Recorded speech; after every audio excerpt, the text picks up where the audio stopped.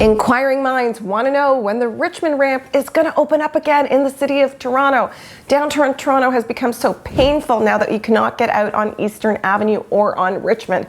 Oh my goodness, if any politician is watching this, I would love to hear back when it's going to open, because it has been more than 6 months now, I believe.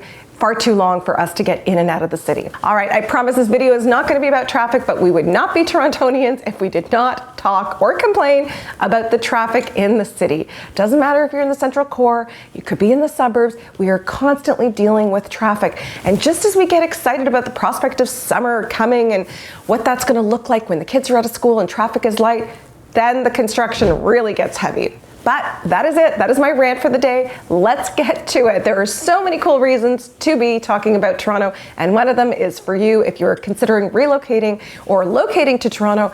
It's a beautiful city aside from the traffic. Traffic is no joke here for my Torontonians who are tuning in.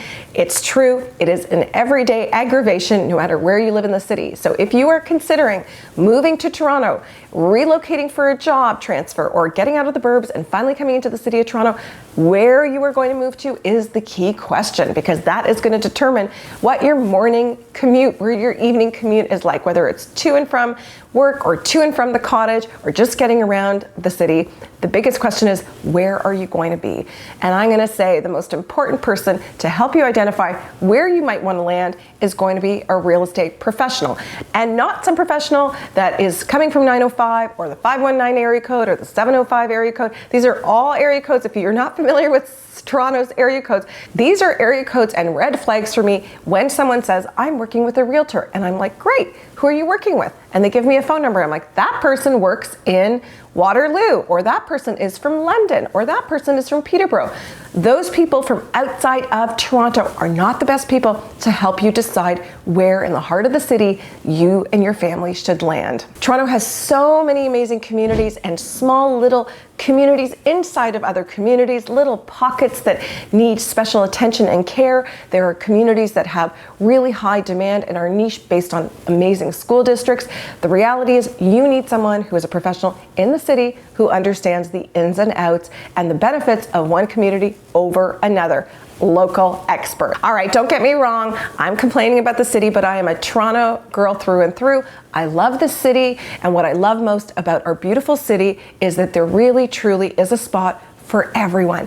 Finding it and making sure that you end up in the right spot for yourself and your family is literally everything. It's the difference between looking around and going, I don't love this community, I don't love these hangouts, and being exactly where you want to be, where you're not necessarily going to get a morning coffee from a big brand, but you are going in for a hip morning coffee where cool people from your hood hang out, where it speaks to you and it speaks to your morning routine. And I'm talking about that for lunch and for dinner too. So looking around in every community and every person's interest, I gotta say, there's a place for you, there's a place for me, and I'm not necessarily gonna love the places that you love, but you're gonna love the places that you're gonna land in if we do this right. So first things first, local expert will help you look at the city map, which is huge, by the way, because Toronto is massive, and it will really allow you to zero in on things that you love. Maybe you're a beach person, you really wanna be near the water. Perhaps you're coming from Vancouver and you're like, I crave seeing the lake, I crave seeing some water elements, I wanna be active, I want to be vibrant, I want to live in a pedestrian community. Whatever that is, you want to make sure that you nail it and that you don't end up in the 905s if you're meant to be in the 416. The biggest mistake I see people make is they rush to relocate because they've gotten an offer to work in Toronto and they've looked at the map and they're like, hey, I've tested my distance to work and it's 15 minutes from this community, but that community does not speak to them. They don't do thorough research and they end up in a not so favorable community, maybe an easy drive or an easy bike ride or an easy commute to their workplace, but they realize later they're in a kind of a sketchy community. And Toronto, like any major metropolis, has those sketchy little communities that you definitely want to avoid, because this is a financial decision and it's a big financial investment and you want to land in the right spot. The call that I get from people sometimes is like, we rush to make a decision and we live here and we absolutely don't like it. It gets weird once it gets dark. Local experts going to help you figure out the areas that serve you best in terms of commute to work or to things that you absolutely love. I'm going to say this is a commuter city. Making sure that you are okay with an hour, hour and a half drive to work is not for everyone. You might want to get to work quickly, but landing in a safe neighborhood next to the commute is super important. Is it safe by day? Is it safe by night? Are you a single female professional who wants to walk home from late night work? Are you going to want to do that in every community of Toronto? I'm going to say absolutely not. So making sure that you ask questions about that specific neighborhood and area and take a good look around before you make a decision to buy.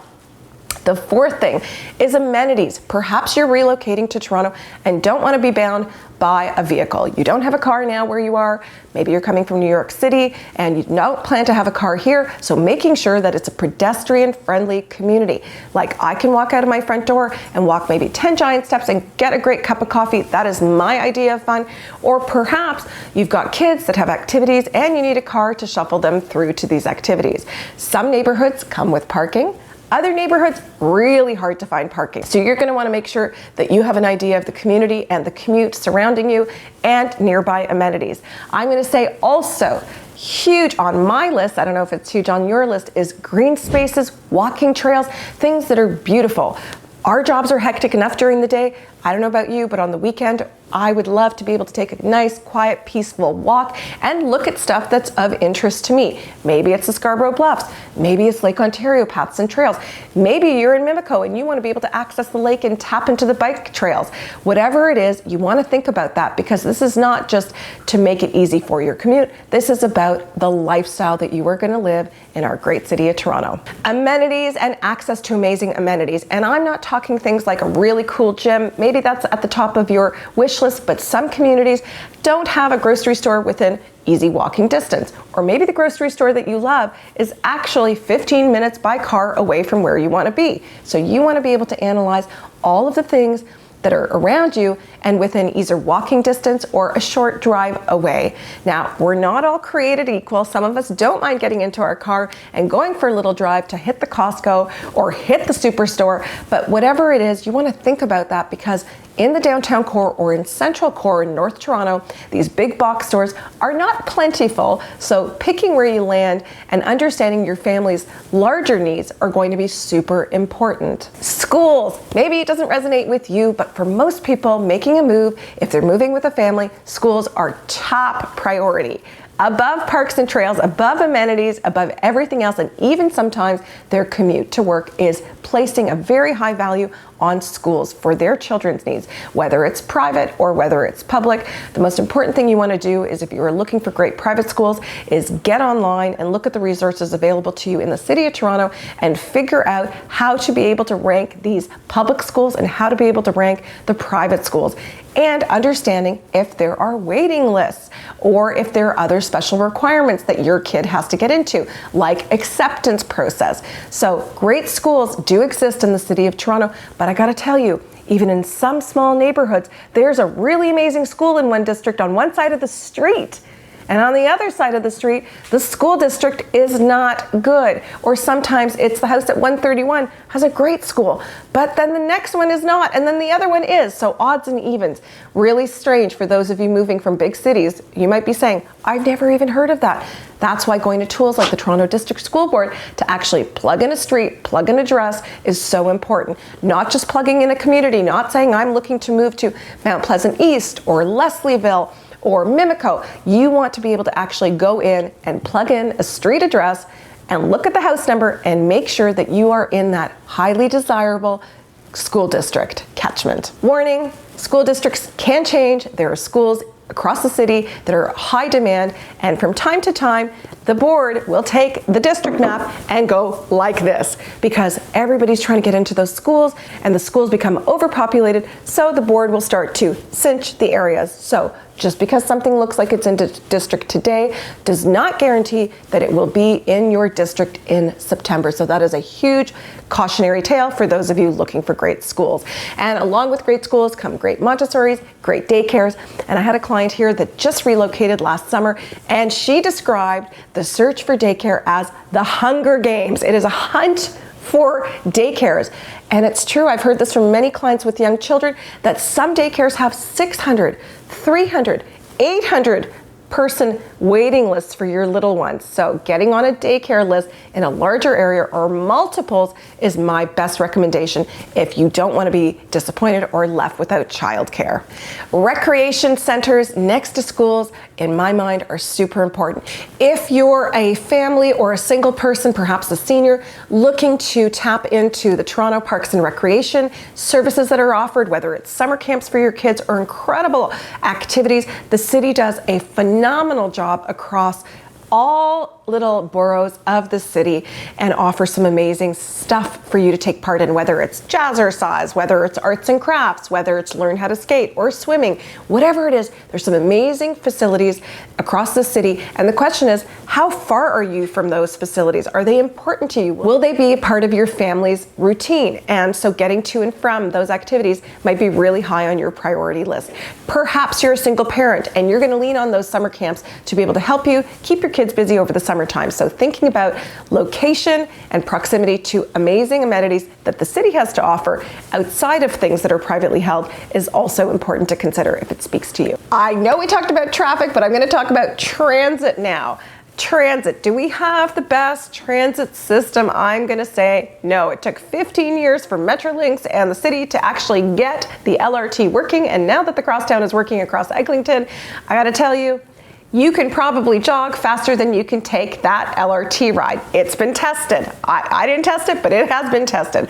Here's what I'm going to say to you. If you are moving from another province, another city, across country, across the world, you want to get real and get online and have a look at the transit. And I'm going to say the best way to do that is if you are planning to visit the city, get on the subway. You're going to see what it's like. I'm not going to have to tell you what I think of it. You're going to see for yourself.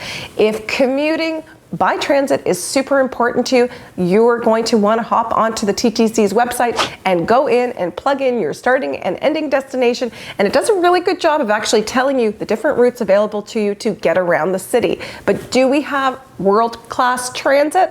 I'm going to say I'd be lying if I said we did. No, we do not. It is still a work in progress. We are quite slow at that. But can you get around with transit and go trains and go buses? Yes, you can. Is it going to be fun? Probably not. But if you're a trooper and you are used to transit and that is your committed way of getting around the city, then I'm going to say you're going to find a way to get around. Just use the services available by the city to test your commute. It is not uncommon when people make the choice to buy real estate and they don't think it through clearly, they are riding a bus to the subway, to the streetcar, to their workplace. So that is something that you definitely want to consider. Do you want an hour-long ride to work every day or a little bit longer, or taking a bus to the GO train, to the subway, to your work? I'm going to say do your research, do your homework, and make sure you have a really good look at your commute. Okay, now that you have figured out or started to narrow the neighborhoods that are possibilities for you with the help of a professional realtor, I'm going to say the most important thing and an area of failure for a lot of people that relocate here is not getting their finances arranged in advance of starting their hunt. I am going to say that is super important because finding out what you are pre-approved for is going to determine the neighborhood that you land on. I know that sounds weird, but that is Toronto. There are such huge fluctuations in price ranges depending on the cities. Certainly, the closer that you get to the central core, to the Yonge line, to the Bayview line, I'm going to say the more expensive it gets. There's premium real estate and it runs north and south right down to the foot of the city. Now, if you end up in the burbs, a little bit east, a little bit north, a little bit west, yes, it can get substantially more affordable, but your commute also starts to grow and your lifestyle becomes less pedestrian. You're more dependent on a car, you've got different services available to you, and perhaps that's what you're looking for. A 4-bedroom home, double car garage, and a nice yard. That does exist outside of the city of Toronto, and there are beautiful homes in lots of different communities, but understanding the nuances and differences between each one and how it leans into your personal needs is crucial. Like living in Vaughan is not at all like living in Markham, and like living in Markham is not at all like living in Ajax or Whitby or Oshawa, and living in Mississauga is not at all like living in Thornhill or Newmarket. So many communities, like I said before, finding what's right for you and your family is crucial. But you've got to get your financing in order. Having a lender, if you're coming from another province, let's say you're coming here from Calgary, or you're coming here from the US, I'm going to say you're going to want to talk to a Toronto mortgage broker, somebody who is very well versed on the Toronto market, because it does work at a different pace. It doesn't work at the same pace as things do in other provinces of Ontario. And I can tell you from experience where I've had people who have brokers that they're really loyal to and have a really good relationship with in Calgary, and they want to come and use them in Toronto. And I say, okay, I want to give you the benefit of the doubt. I want to be able to have you continue and nurture that relationship you have with someone. But I need to hop onto a call with that person and make sure that they understand that here in Toronto, if you're asking for a financial condition, we might only get 3 days. We might not get 10 days like you can do in Alberta. So making sure somebody understands very well Toronto market, the pace of the Toronto market, the conditions that usually get permitted or get to come through, and sometimes it's you're buying firm in the city of Toronto when the market's really aggressive. You don't often have a condition of financing. So making sure somebody understands your financial picture, but the realities of the city of Toronto and how real estate negotiations work here is critical. Does that mean that you are ending a relationship with your mortgage broker out west or out east or down south? It could be, but I'm going to say to you, are you about to enter into the biggest financial decision or a big relocation with someone who sort of knows the market that you are going to be in? Or are you looking for somebody who can help you navigate your finances expertly? On the Money Talk, we want to make sure that if you are relocating to Toronto, that you also understand that when you're making an offer here in Toronto, if your offer is accepted, that you are going to want to have 5% of the purchase price ready to go. Now, if you're looking in small towns in Ontario or way outside the GTA, maybe you can get away with less. But if you're buying in the city of Toronto with a seasoned agent, they are going to highly recommend that you come with 5% deposit with your offer. So if you are relocating, you want to make sure that if you're ready to buy relatively quickly, that that money is sitting in an easy to access bank account, whether it's an international account where you can wire out of, or it's sitting in a Canadian account where you can walk into any branch and pull a draft with ease. Super important. If the deposit is not ready, you are not going to be buying a home. So now that you've got your money organized and perhaps you've honed in on a real estate professional that you think is going to take expert care of you, you might be thinking, what happens next? And I am going to say you're probably one of two types of people. You are going to be buying sight unseen, meaning you don't plan to come to the city of Toronto. So high trust, high expert relationship with your real estate professional and somebody who knows the ins and outs of the city of Toronto is critical. Some of you may be watching this going, am I buying a house without seeing it? I've done it many times, very successfully, but it's so important that we really know our clients very, very well. So it's not a very brief phone conversation, give me your needs, give me your wants, and I go out there shopping. Absolutely not. Starting early and knowing what your needs and wants are is really critical for you to be successful to buy sight unseen. If you are someone who knows exactly what you're looking for and you need professional guidance about the areas to avoid, what areas are great, return on investment, then you're going to want a real estate professional who is absolutely available to put you at the top of their list, to make you a high priority, to ensure that you find what you're looking for in the least painful way, and to make sure that you find really good quality product, and most of all, that they find you something outstanding. Every time a client has bought sight unseen, I gotta tell you, when they eventually fly in to see the property, either before closing or after closing, my clients are stunned. And not stunned for bad reasons. They are stunned because they're blown away at what we have chosen for them and how well it matched their needs. Imagine your client flying in to see what you bought them and you completely missing the mark on that. That is not what anybody wants, and that is not how real estate should go if people are buying sight unseen. Sight unseen means, again, deep dive to your needs at the very beginning, a really good consultation and very thorough one. And I'm going to say daily check-ins until we find exactly what you're looking for. Now, the alternative is to fly in, to settle in for, I'm going to say, at least 4 or 5 days, to get out and see the different pockets, see the different cities, see the small communities within the communities, and really get to know what it is you like. Perhaps it's the age of home that surprises you. Maybe you weren't thinking you were going to end up in a century home. Maybe you're looking for something a little bit more modern, or a bigger backyard, or you know what, you do want a garage and a parking space. That takes time to cultivate, and I'm going to say if you're here for a week, that's beautiful timing. but it really depends on the time of market. So when the market doesn't have a lot of inventory, a week is exactly what you need. When there's plenty of inventory, in 4 or 5 days, you can get a lot done, a lot seen, and you can explore all the different communities. But if you're a family, I'm gonna say give yourself some extra time and make sure that you take the time to get out and talk to the principals at these schools. Go and see the daycares in person, and go and see multiple daycares and multiple schools, because as a parent, I can tell you, not because everything reads right on the internet is going to mean that it feels good and right to you as a parent as you walk through the door. So leaving yourself time, I'm going to say about a week, is probably good enough. And then what you can do is you can come back in, fly in and out of the city as you wish if you want to see more inventory. But that's not usually something that you're going to calendar well in advance, because the inventory situation in the City of Toronto, full disclosure, is never abundant and never supreme and heavy with inventory.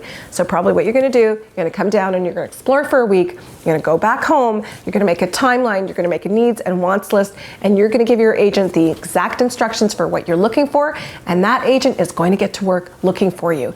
Now, something may pop up tomorrow, and you've just gotten back home, and true story, you might have to cut a plane to come back in again. Now, if there's high trust and you know that your realtor knows exactly what you're looking for, you may not need to fly in. You may be able to build a condition into that offer that allows you time to come back and have a look at it. You might have a condition of inspection.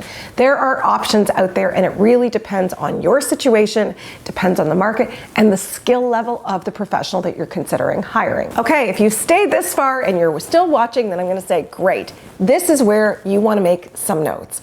The most important things that you want to ask for when you're interviewing a realtor for your relocation needs is, number one, are they experienced in relocation? Have they actually moved people from across province, across country? And what are the most important things that their clients need and want to have done throughout the process?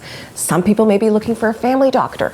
Well, can your realtor actually point you to resources that allow you to figure out how to find a family doctor, or specialists, or hospitals, or whatever it is?